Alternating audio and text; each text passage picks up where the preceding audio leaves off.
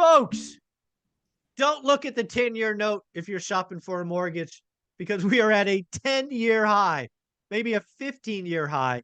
We are at 4.34 this morning. Taylor, what is going on? This higher for longer thing seems to be catching on. It really does. Yeah. I feel for people buying a house right now and taking out a mortgage because it is just violent, the movement. We've seen more than a doubling in the last 24 months in mortgage rates. They're all predicated on that 10-year note. And that 10-year note, the yield, which dictates where mortgage rates are predicated on two things: the future outlook of growth of the economy and inflation.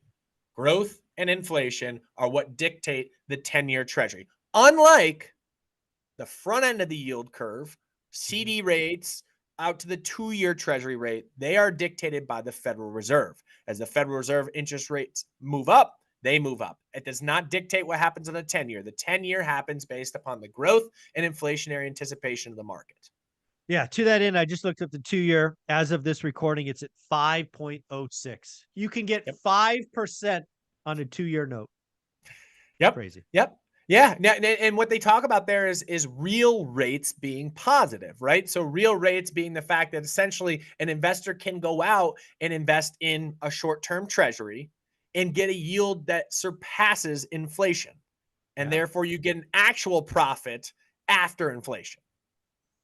Yeah. So I don't know if you saw this. There was Morningstar. I'm sure you've heard of Morningstar. Yep. They actually put out what I consider a crazy call about mortgage rates that I'll share with you. And then I want to talk about what would have to happen for this to be true. Oh boy. Oh boy. This is going to come high and tight. Go ahead. First off, let's point out that Morningstar is alone in the predictions at this level, but it was so crazy. And again, Lance Lambert at Fortune, thank you for posting this. Morningstar is calling for 4% mortgage rates in 2025. Okay. So 4% mortgage rates means you probably have a 10-year at what? You have a broken economy. Yeah. You have a broken economy. There's no other way to look at this. The economy is in the can if we get a 4% mortgage from right now at 7.5 or wherever we sit currently. Yeah. I mean, it would have to be broken. We're talking. So let's talk about this a little bit more though, because I do think there's one probably embedded point there, and we touched on this last week that could help a little bit. Generally, what you have is something like the 10-year treasury plus 1 to 1.5% is what gets you to the 30-year mortgage rate. Yep, right correct. now, it's the 10-year treasury plus 3%. Yeah. So some of what they may be saying is you get some compression there. But regardless, you have to have the 10-year plummet. Even if it goes back to normalcy, that's the 10-year at 2.7% plus 130 to get you to 4%. Yeah. So their call, I'll talk about the whole call, right? Morningstar thinks the 10 years at 2.25. They then see 175 basis point spread. So it comes in a little bit. That gives you they did specify in this. Okay. They did. Yeah, they did. Yep. But that also means that the Fed probably has to cut 350 basis points. I mean, yeah. I mean, if you take 300 off right now, you're at 3.25 to 3.5. You're at 2.25. And that's an inverted yield curve by 50 basis points. 2.25. Yeah. 2.25. Not 3.25. 2.25. Oh yeah, 2.25. Right. Sorry, 2.25. Right, and that's still an inverted yield curve at 50 basis points over 175 that they're calling for. Or were they calling for 2.75? Sorry, no, they're calling for 2.25. 2.25 of the 10-year. 10-year. Yep. And 175 basis spread to give you a 4% mortgage. Gotcha. Yep. So yeah, I mean, to your point, what has to happen for that to play out is the economy has to move into a pretty violent recession. Well, I think it's a lot of. I don't honestly. When I think about that, Taylor, I'm like, shit. That's not one thing. That's not the one bank thing. melting. That's the bank's melting to me. Exactly. I think a recession, even a nasty kind of -2, -2.5. I don't think. I mean, that'll bring rates down. Yes, that doesn't get us to 4. That is, oh my God, the banking system's melting. I have to get back. I can't have banks carrying these 10-year treasuries at negative yield. Blah blah blah blah blah blah blah. Yep. I mean, it's like both of those things morph into Frankenstein.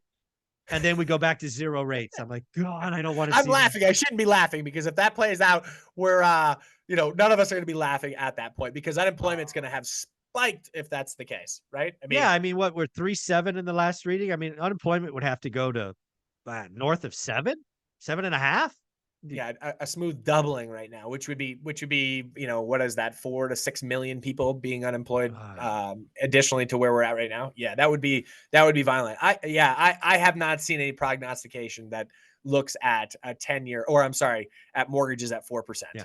Well, you can Google it, folks. Morningstar, 4%. If you wanna go read an article, you can go read on Fortune, Lance Lambert talking about Morningstar's prediction of 4 and again, it's 4% in 2025. That's like 18 months away. No, shit, that's 16 months away. That's Short order, short order. that's like something's gonna break really, really soon, match. So I actually replied going, I hope mortgage rates are like 5.5 to 6%. I just Right. I just wanna get back to, like, where mortgage rates are flat and boring for a while. Like, can we Yep. just get back to boring and stop this, like, craziness Yep. going on? Yeah, and the thing is like it's recency bias. So if they get to 5.5, people are gonna be like, wow, mortgages are really cheap here. And maybe it was such a violent swing up and it came back down, and people would say, hey, well, they were at 3, 4 or 5 years ago, whatever. That would sink in. 5.5 would be digested and taken by Oh, the market right now really well, I think. oh, yeah. We have, right, one of the things going on today is we have demand destruction, but it's demand delayed. Right? It's like pressure in a pipe that's building, and I really do think we're and the buyers are going 7 bad, 6 good, and shoot, if we got to 5.5, 5.5 is great, Right. right? Right. We have a lot of short-term memory going on, so they're gonna But be like, even "Damn with it!" that, even Yeah. with that, it's going to take some things playing out in the economy negatively, to be clear, in order to get us from 7.5 to 5.5. No Right? question. I think, yeah, Yeah, I think we get to 6.5. I think we get to 6.5 mortgages with when the Fed declares victory and it says we're done because of that spread, right? There's that's about right. 100 basis point that could come off quick. Yeah, like you look at the mortgage companies, like, hey, why are they building in so much extra buffer here? Listen, they don't want to. They would like to undercut their competition and come in at 6.5 right now, as opposed to 7.5, and get all of the mortgages, but they just can't. There's too much risk of the Fed continuing to press rates higher and them being offsides by cutting their rates down like that. Yeah. As soon as they declare we're done, mortgages will come in. Yeah, because again, that spread needs to compress. Exactly. Taylor, you put out a lot of great daily stuff. Where can they find you?